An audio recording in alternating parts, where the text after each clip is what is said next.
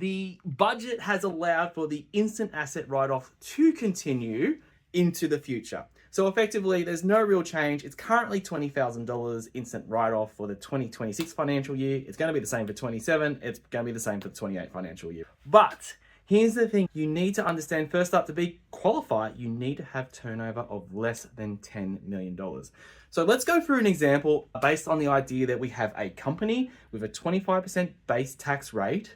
And first of all, actually, I want to just also confirm, if you're registered for GST versus not registered for GST, the amount on what you're buying can differ greatly. And here on the board, let's just demonstrate that. If you are a business that's registered for GST, effectively you could buy something that's $22,000, get the $2,000 GST back in tax credits or GST credits when you lodge your BAS, and 20 grand is the amount that we're claiming. But if you are running a business where you're not registered for GST, it's $20,000 including GST. So please be aware of that. Don't get yourself caught out.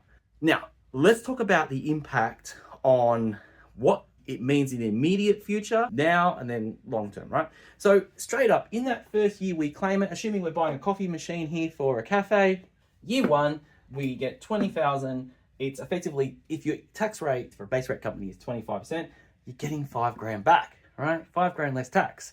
But what I want you to be aware of is that if you're not paying this out of cash, so there's no retained earnings in your business and you need to borrow money, there are going to be repayments, and those repayments are not expenses on your profit and loss.